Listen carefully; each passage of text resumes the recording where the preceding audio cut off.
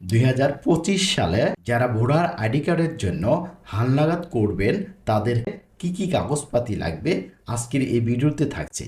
আপনার জন্ম নিবন্ধনে 1 জানুয়ারি 2008 সালের পূর্বে যাদের জন্মগ্রহণ হয়েছে তারাই শুধু 2025 সালে হালনাগাদের সময় এনআইডি কার্ডের জন্য আবেদন করতে পারবেন। আপনার শুধুমাত্র 5টি কাগজপাতি থাকলেই কিন্তু আপনি ভোটার আইডি কার্ড করতে পারবেন। কি কি কাগজপাতি? আমি 1 নম্বর বলবো, আপনার 17 ডিজিটের জন্ম নিবন্ধন।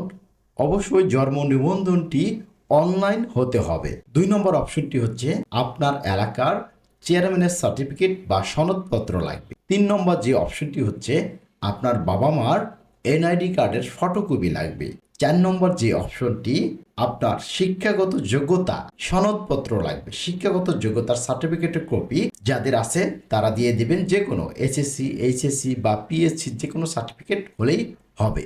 আর যদি কারো শিক্ষাগত যোগ্যতা না থাকে তাহলেও কোনো প্রবলেম নাই, আপনারা দিতেও পারেন নাও পারেন। 5 নম্বর অপশনটি হচ্ছে আপনার বাড়ির ইউটিলিটির কাগজ লাগবে, যেমন আপনার বাড়ির বিদ্যুৎ বিলের কাগজ বা আপনার বাড়ির খাজনার কাগজ, রসিদ যে কোনো একটি দিলেই হবে। আপনার যদি না থাকে আপনার বাবা মার বা আত্মীয় স্বজনের কাগজ দিলেও কিন্তু হবে। এগুলো কাগজ যদি আপনার থাকে আপনি কিন্তু 2025 সালে ভোটার হতে পারবে। আশা করি এই কাগজগুলো প্রতিটা মানুষেরই আছে বা আপনারও আছে, আপনিও কিন্তু ভোটার হতে পারবে। আপনি কিন্তু এই কাগজগুলো নিয়ে রেডি থাকেন, হালনাগাদের জন্য রেডি হয়ে থাকেন।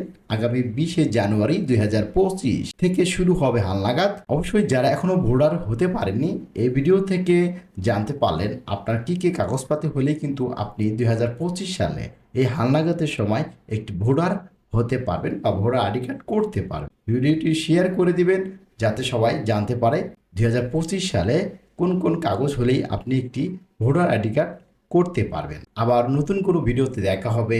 ধন্যবাদ সবাইকে। খোদা হাফেজ।